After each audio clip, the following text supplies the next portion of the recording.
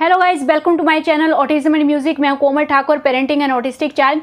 और लास्ट जो मैंने लैंग्वेज का वीडियो बनाया था गाइस, उसके ऊपर आपका बहुत अच्छा रिस्पांस आया। काफ़ी ज़्यादा कमेंट्स उसमें आप लोगों ने पूछे हैं। उसका कमेंट का भी मैं अलग से वीडियो बनाने वाली हूँ। उससे पहले एक इम्पॉर्टेंट कमेंट जो वहाँ पे पूछा गया था, आज मैं उसी का आंसर करने वाली हूँ। लाइक किसी ने पूछा था कि फुल लैंग्वेज डेवलप होना और लिमिटेड लैंग्वेज, ये सब जो है उसको आप थोड़ा सा और ज़्यादा एक्सप्लेन कीजिए। तो मैं आज आप लोगों को एक्सप्लेन करूँगी। वहाँ पे मैंने रिप्लाई भी किया था किसी पेरेंट को कि मैंने किसी बच्चे को भी देखा है। एज मैं आप लोगों को बताती हूँ, मेरे आसपास मेरे थेरेपी सेंटर में जब हम लोग जाते थे तो काफ़ी ज़्यादा पेरेंट्स हम लोग कॉन्टैक्ट में हैं, तो एक दूसरे से बात करते हैं। तो सबके ऑटिस्टिक बच्चे डिफरेंट हैं, तो लगभग सारे ही ऑटिस्टिक बच्चों की डिफरेंट कैटेगरी के केसेस मेरे आसपास हैं ही। तो जब भी मैं कुछ भी आप लोगों के साथ शेयर करती हूँ गाइस, तो वो गूगल से नहीं होता है, वो टोटली मेरे बच्चे का एक्सपीरियंस और मैंने उन बच्चों को जो बड़े होते हुए देखा है उसके ऊपर वो इंफॉर्मेशन बेस्ड होती है। सो आज मैं आप लोगों के साथ डिस्कस करूंगी गाइस कि जो फुल लैंग्वेज, मैंने बोला था आपको कि 5-6 ईयर तक फुल लैंग्वेज डेवलप हो जाती है। अगर किसी ने वो वीडियो नहीं देखा है तो उसका लिंक आपको एंड स्क्रीन पे दिखेगा या डिस्क्रिप्शन बॉक्स में भी मिल जाएगा, आप ज़रूर देखिएगा। अगर आपके बच्चे के भी लैंग्वेज 6-7 ईयर 8 ईयर तक आपका फुली लैंग्वेज बच्चे का डेवलप नहीं हुआ है या बिल्कुल भी लैंग्वेज डेवलप नहीं हो रहा है, तो आपको वो वीडियो ज़रूर देखना चाहिए। तो मेनली उस वीडियो में मैंने आपसे यही बोला था कि जो फुल लैंग्वेज डेवलप होती है वो 5-6 ईयर में डेवलप हो जाती है, एंड उसके बाद 6-7 ईयर तक जो है वो अगर नहीं हो रही है तो फिर उसके बाद बच्चा जो है वो एक लिमिटेड लैंग्वेज में चला जाता है। यानी कि उसकी जो लैंग्वेज है वो थोड़ी सी स्टबन हो जाती है, उसमें इतने ज़्यादा फ्रीक्वेंट आपको जो है वो चेंजेस नहीं दिखते हैं। तो यही जो है वो क्राइटेरिया है। कुछ बच्चे लिमिटेड में रहते हैं, ओनली जो हाई फंक्शनिंग ऑटिस्टिक बच्चे हैं वही फुल लैंग्वेज डेवलप कर पाते हैं गाइस। मैक्सिमम लिमिटेड में रहेंगे या फिर नॉन वर्बल रहते हैं गाइस। तो ये भी सच जो है वो आपको एक्सेप्ट करना चाहिए और ध्यान देना चाहिए कि मेरे बच्चे का लैंग्वेज किस और डेवलप हो रहा है और मुझे किस तरफ कैसे एफर्ट्स करने हैं। तो इसके लिए वो आप मेरा प्रीवियस वीडियोस जो है जरूर देख सकते हैं। अब मैं आप लोगों के साथ शेयर करूंगी कि जो फुल लैंग्वेज जो है डेवलप होती है तो 5 ईयर्स तक वो कैसा होता है बच्चा, और जो लिमिटेड होता है वो 5 ईयर्स तक कैसा होता है। इसमें जो है मैं वो फुल लैंग्वेज वाले केसेस बिल्कुल रिमूव कर रही हूँ, क्योंकि इसमें जो स्पीच डिले वाले केसेस हैं 4 to 5 ईयर्स तक, वो भी 3 ईयर्स तक कुछ नहीं बोलते हैं, बट 5 ईयर्स तक उनकी फुल लैंग्वेज डेवलप हो जाती है। लेकिन उनमें ना तो कोई स्टीमिंग बिहेवियर बचता है, ना ही कोई ऑटिज्म का सिम्टम बचता है। क्लियरली वो 5 ईयर में पूरी तरह से नॉर्मल हो जाते हैं। तो उन बच्चों को मैं साइड में कर रही हूँ, क्योंकि वो कहीं ना कहीं ऑटिज्म के केसेस होते ही नहीं हैं। बात करते हैं वो बच्चे जो ऑटिस्टिक भी हैं और उनकी फुल लैंग्वेज डेवलप हो जाती है।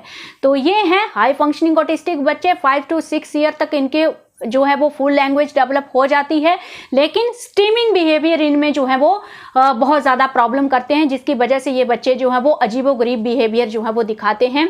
हालांकि पेरेंट्स हमेशा कंफ्यूज रहते हैं कि जब मेरे बच्चे में फुल अंडरस्टैंडिंग डेवलप हो चुकी है, वो सब कुछ समझता है, उसकी लैंग्वेज इतनी अच्छी है, कम्युनिकेशन इतना अच्छा है, लेकिन फिर भी मेरे बच्चे का एक ऑकवर्ड नेचर क्यों है। तो वो उसी वजह से है गाइस, क्योंकि उन बच्चों के साथ ऑटिज्म हमेशा रहता है, ऑटिज्म के सिम्टम हमेशा रहते हैं। बच्चे का लैंग्वेज तो फुली डेवलप है, लेकिन जो ऑटिज्म के सिम्टम्स हैं वो उस बच्चे के कंट्रोल में नहीं होते हैं। तो उसी की वजह से जो है वो आपको एक ऑकवर्ड बिहेवियर उन बच्चों में दिखता है, और काफ़ी समटाइम्स वायलेंट नेचर उन बच्चों में भी दिखता है, क्योंकि रूटीन के लिए बहुत ज़्यादा पोसेसिव होते हैं, बिल्कुल भी चेंज को वो लोग टॉलरेट नहीं करते हैं।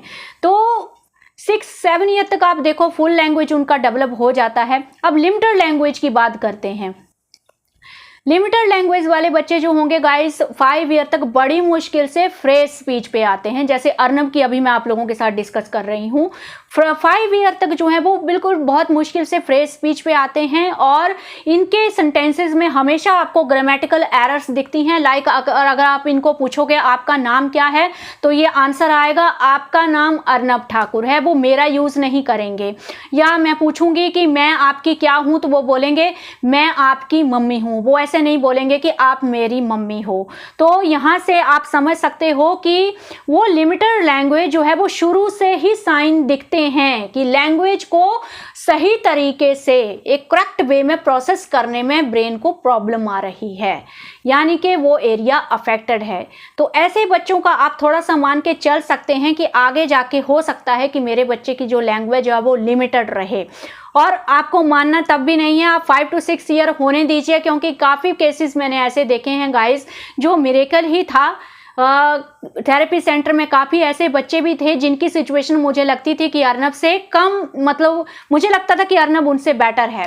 बट बड़े होके जब मैंने देखा तो उन बच्चों की लैंग्वेज जो थी वो फुली डेवलप हो चुकी थी।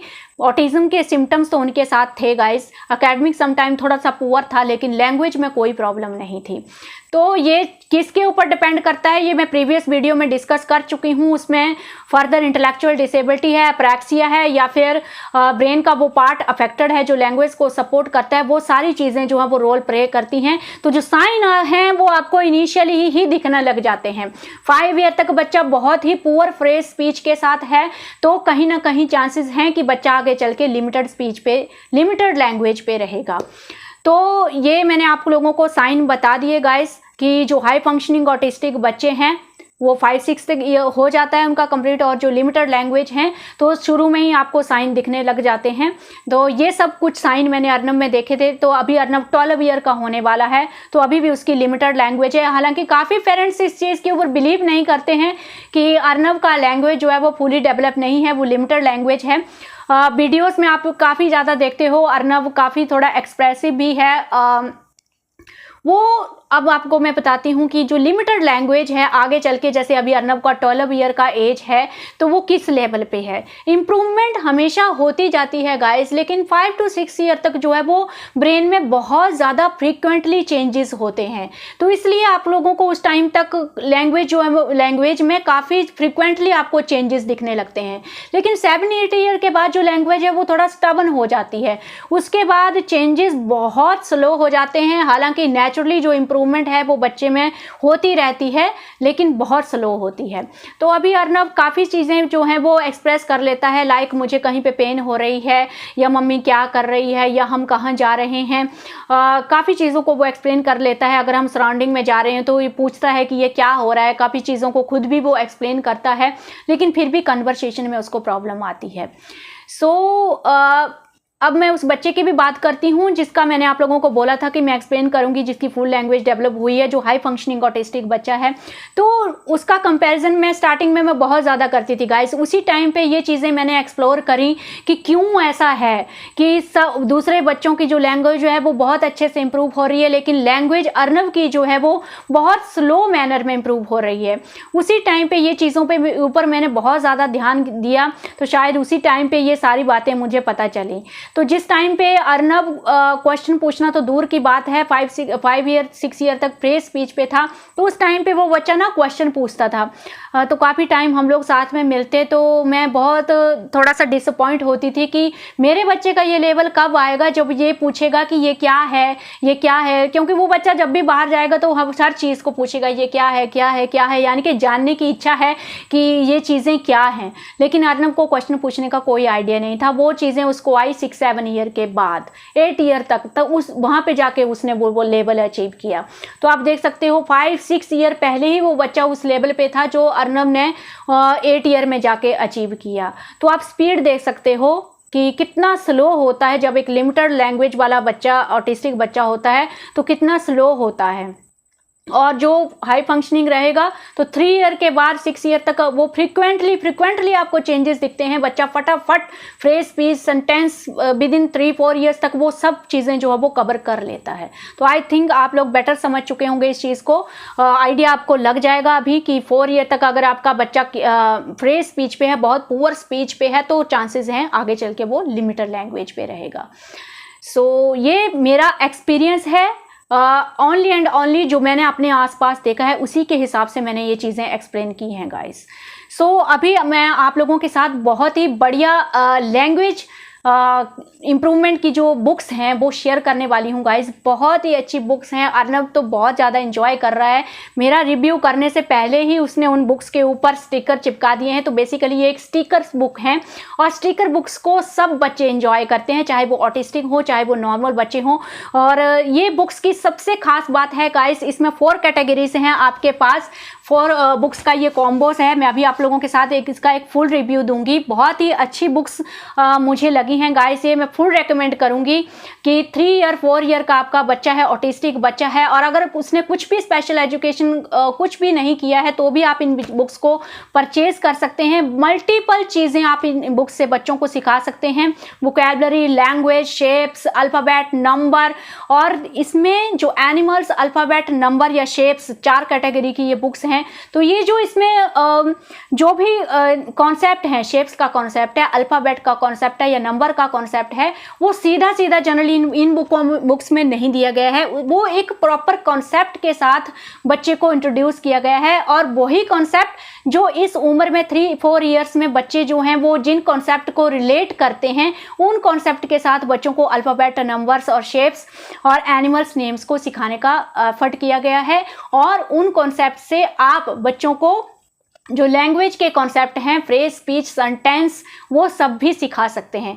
तो इससे पहले मैं एक्सप्लेन करूं, आप खुद ये बुक्स देखिए, आप खुद बिलीव करेंगे कि ये बुक्स जो हैं वो मल्टीपल चीज़ें सिखाने के लिए बहुत ही बढ़िया हैं। सो चलते हैं वीडियो की तरफ।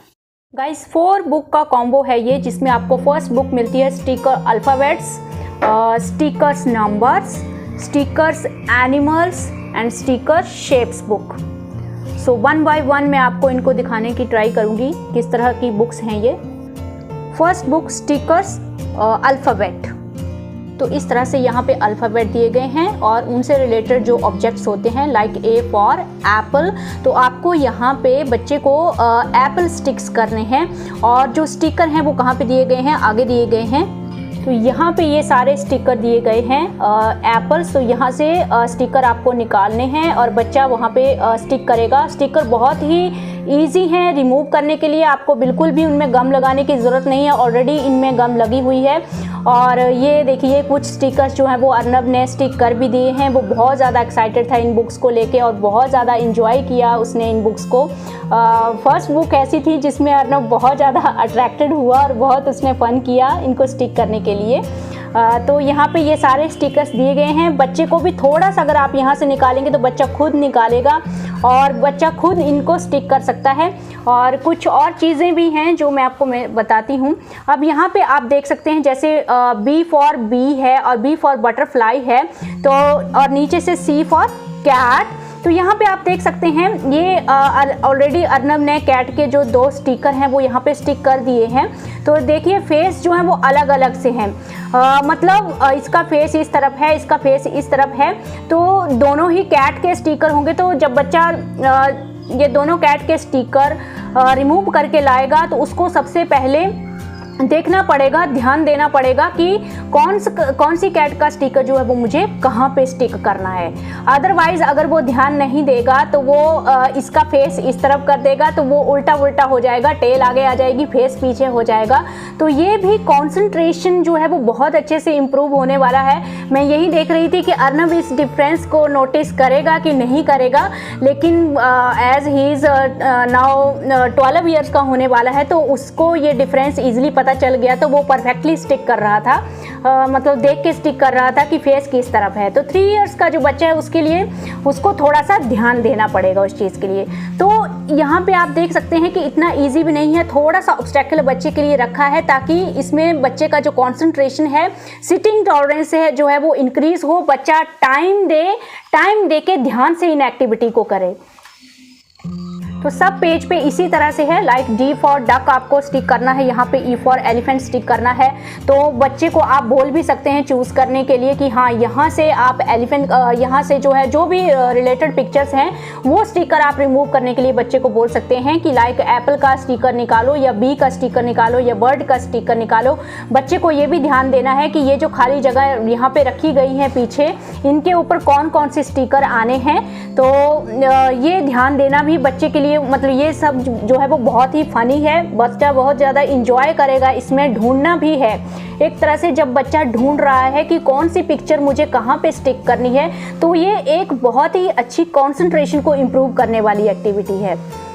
तो इसी तरह से सारे अल्फ़ाबेट यहाँ पे A to Z कवर किए गए हैं, उनके सारे स्टिकर्स हैं डिफरेंट ऑब्जेक्ट के जो बच्चे को स्टिक करने हैं। और बहुत ही अच्छी एक जो बोलते हैं ना कि सिटिंग टॉलरेंस को इंक्रीज़ करने के लिए बहुत ही अच्छी एक्टिविटी है।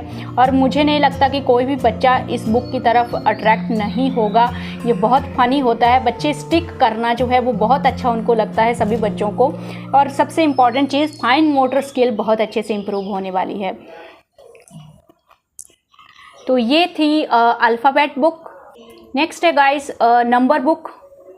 तो ये नंबर बुक में भी अर्नब ने 2 बेयर जो हैं वो स्टिक ऑलरेडी कर दिए हैं और एक पेंगुइन का स्टिकर उसने स्टिक कर दिया है, क्योंकि उससे रुका ही नहीं जा रहा था। मैं वीडियो बनाती उससे पहले ही वो स्टिक कर रहा था। तो यहाँ पे जैसे नंबर 1 है तो पेंगुइन का जो नंबर है वो ओनली 1 है, बट बेयर जो है वो यहाँ पे 2 बेयर हैं। तो इस तरह से बच्चे को 2 बेयर स्टिक करने हैं और 1 पेंगुइन स्टिक करना है। तो इस तरह से 1 और 2 का जो नंबर है वो बच्चा रिकॉग्नाइज करेगा और काउंटिंग का कॉन्सेप्ट भी बच्चे को साथ में इसमें डेवलप होगा। सिमिलरली यहाँ पे नंबर 3 दिया गया है, तो बच्चे को यहाँ पे 3 अम्ब्रेलास को स्टिक करना है एंड 4 बोट्स को स्टिक करना है। स्टिकर्स अगेन आपको पीछे दिए गए हैं बुक में, वहाँ से स्टिक करने हैं बच्चे को। तो साथ में आप देख सकते हैं नंबर रिकॉग्निशन के साथ बच्चे को काउंटिंग का कॉन्सेप्ट भी बहुत अच्छे से आने वाला है। प्लस जो विजुअल्स हैं वो बहुत ही ज़्यादा अट्रैक्टिव हैं। एक कॉन्सेप्ट बुक्स में दिया गया है, लाइक बच्चे अम्ब्रेला लेके बारिश में वो बोलते हैं ना कि आप बच्चे को एक कॉन्सेप्ट भी समझा सकते हैं कि अम्ब्रेला हम लोग कब यूज़ करते हैं, जब बारिश होती है। तो बच्चे बारिश में इंजॉय कर रहे हैं, आप देख सकते हैं। वही कॉन्सेप्ट इसमें इंक्लूड किया गया है जो अमूमन बच्चे इस एज में मस्ती फन करते हैं, तो बच्चे बहुत अच्छे से रिलेट करते हैं। तो ये जो विजुअल हैं ये भी मुझे बहुत अच्छे लग रहे हैं, बहुत अट्रैक्टिव लग रहे हैं। एंड कोई रीज़न नहीं है कि बच्चा इन बुक्स में इंटरेस्ट नहीं लेगा। स्टिकर्स एनिमल्स बुक, तो आप देख सकते हैं गाइस यहाँ पे इतना इजी नहीं है कि सीधा बच्चे को एनिमल्स के पिक्चर्स को सीधा स्टिक करना है। बहुत ही इंटरेस्टिंग वे में ये कॉन्सेप्ट बिल्डअप किया गया है। यहाँ पे आप देख सकते हैं बच्चे को सबसे पहले तो जो एनिमल्स हैं उनको ढूंढना पड़ेगा कि एनिमल्स कहाँ पे हैं। ये डॉग अर्नब ने स्टिक कर दिया है यहाँ पे रैबिट स्टिक कर दिया है। तो ये एक जो जनरल कॉन्सेप्ट बच्चे को पता चलता है कि ये ह्यूमन बींग्स हैं और ये सारे जो हैं वो एनिमल्स हैं। तो ये एक जो डिफरेंस है यहाँ से बहुत क्लियरली जो है वो बच्चा समझ सकता है। तो ये जो कॉन्सेप्ट है सिंपली ऐसा नहीं है कि और कुछ नहीं दिया है, ओनली एनिमल्स दिए हैं और एनिमल्स की पिक्चर निकालो और उनको स्टिक कर दो। सभी बुक्स को आप देख रहे हो, सभी बुक्स में जो भी कॉन्सेप्ट समझाए गए हैं वो एक पर्टिकुलरली इंटरेस्टिंग, बहुत ही अच्छे से जो एक विजुअल कॉन्सेप्ट बना के रखा है उस हिसाब से जो है वो बच्चे को इंट्रोड्यूस किया गया है। तो आई मीन यहाँ पे जैसे ये गर्ल जो है ये बर्ड्स को देख रही है, ये सारे बच्चे जो हैं वो एनिमल्स को देख रहे हैं। तो ये बहुत ही अच्छा रिलेट करने वाला है, बहुत ही अच्छा। यहाँ पे पार्क का भी कॉन्सेप्ट दिया गया है, आप देख सकते हैं गाइस। ये बुक से मल्टीपल पर्पस जो है वो सॉल्व होने वाले हैं। यहाँ पे काफ़ी चीज़ें जो हैं वो काफ़ी और भी ज़्यादा कॉन्सेप्ट समझाए गए हैं। ऐसा नहीं है कि अगर ये एनिमल बुक है तो इसमें सिर्फ ओनली एंड ओनली बच्चा एनिमल्स के ही नेम सीखेगा। काफ़ी सारे कॉन्सेप्ट आप बच्चे को समझा सकते हैं, प्लस सेंटेंस फ्रेज स्पीच पे आप काम कर सकते हैं। आप एक्सप्लेन कर सकते हैं कि डॉटर गर्ल जो है वो अपनी मम्मी के साथ पार्क में घूमने आई है और ये एक पार्क प्लेस है, पार्क नहीं है शायद, सॉरी गाइस, ये एक जू है। तो आप इस तरह से, ये ट्री है, वोकैबुलरी के ऊपर भी आप बहुत अच्छे से वर्क कर सकते हैं और एनिमल्स तो बहुत अच्छे से आप सिखा सकते हैं बच्चों को यहाँ से। तो यहाँ पे अगेन ये स्टिकर दिए गए हैं, ये अर्नब ने यहाँ से रिमूव करके लगाए हैं। कुछ इस तरह के एनिमल्स हैं, ये एनिमल्स के स्टिकर्स। नेक्स्ट है guys last sticker shapes book. यहाँ पे भी गाइस जो शेप्स हैं वो बीच बीच में एक कॉन्सेप्ट के साथ दी गई हैं। लाइक यहाँ पे बर्थडे को सेलिब्रेट किया जा रहा है, आप बर्थडे का कॉन्सेप्ट भी बच्चे को समझा सकते हैं। बर्थडे में क्या क्या होता है, लाइक हम लोग बर्थडे कैप वेयर करते हैं, हम केक काटते हैं, हम इस तरह से डोनट खाते हैं या पिज़्ज़ा खाते हैं, या फिर एक पार्टी हम लोग मनाते हैं। एक कॉन्सेप्ट भी बच्चे को आप समझा सकते हैं। तो ऐसा नहीं है कि ओनली शेप्स के बारे में ही ये बुक से आप बच्चों को पढ़ा सकते हैं। तो शेप्स तो बहुत अच्छे से दी गई हैं। यहाँ पे बच्चे को ढूंढना है, स्टिकर पीछे से रिमूव करके वहाँ पे बच्चे को ढूंढना है कि मेरे हाथ में जो स्टिकर है उसका कौन सा शेप है। तो ये अर्नब ने स्टिक किया है यहाँ पे केक। तो आप बता सकते हैं बच्चे को कि बर्थडे में हम लोग केक काटते हैं, तो हम लोग केक का पिक्चर स्टिक करेंगे। ये पिज़्ज़ा का पिक्चर भी अर्नब ने स्टिक किया है, ये भी अर्नब ने स्टिक किया है यहाँ पे। तो ये सारी चीज़ें आप पूछ सकते हैं बच्चे को कि हम लोग बर्थडे में क्या क्या करते हैं। तो जो चीज़ें बच्चे ने स्टिक की रहेंगी, बच्चा वो एक्सप्लेन करेगा कि हाँ हम लोग केक काटते हैं, पिज़्ज़ा खाते हैं, या फिर हम डोनट खाते हैं, बैलून हम लोग लगाते हैं। तो इस तरह से एक कॉन्सेप्ट भी हम लोग बच्चे को समझा सकते हैं। तो बोलने की बात ये है गाइस कि अगर ये एनिमल नंबर अल्फ़ाबेट शेप्स की बुक हैं तो इसमें काफ़ी सारे मल्टीपल कॉन्सेप्ट यानी कि लैंग्वेज के ऊपर बहुत अच्छे से वर्क आप कर सकते हैं। स्पेशली हमारे ऑटिस्टिक बच्चों के लिए तो ये बहुत ही बढ़िया, मुझे लैंग्वेज बुक्स भी बहुत अच्छे से लग रही हैं। और मैं इन बुक्स को अर्नब के लिए ऐसे ही यूज़ करने वाली हूँ, स्पेशली लैंग्वेज के लिए। ये जो क्योंकि शेप्स तो अर्नब को आती हैं, शेप्स यहाँ पे देखिए पिक्चर अर्नब ने निकाल के वहाँ पे स्टिक की हैं। शेप्स तो अर्नब को अभी अंडरस्टैंड हो चुकी हैं, लेकिन इसमें जो कॉन्सेप्ट दिए गए हैं वो भी मैं थोड़ा सा अर्नब को रिवाइज कराऊंगी।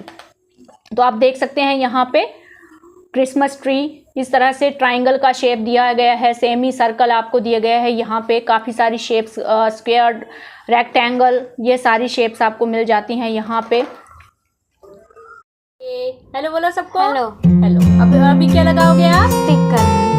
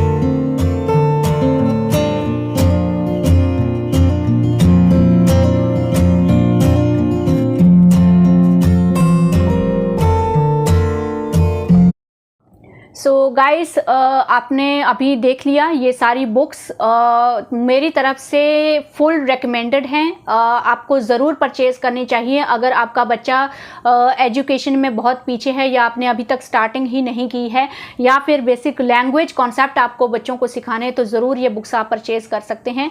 और लिंक आपको डिस्क्रिप्शन बॉक्स में भी मिलेगा और कमेंट बॉक्स में भी मिल जाएगा गाइस। सो इस वीडियो को मैं यहीं पे एंड करती हूँ, मिलती हूँ नेक्स्ट वीडियो के साथ। आप ज़रूर कमेंट कीजिए जो भी आपकी क्वेरीज हैं, मैं सारी क्वेरीज को कवर करूंगी। मैं हर कमेंट को पढ़ रही हूँ गाइस, हालांकि मैं आंसर नहीं कर रही हूँ लेकिन सब कमेंट्स को मैं पढ़ रही हूँ और सब कमेंट्स को मैं नेक्स्ट वीडियो में इंक्लूड करने वाली हूँ। तो जो भी आपकी क्वेरीज हैं कमेंट बॉक्स में आप ज़रूर लिखिए। So thank you for watching this video.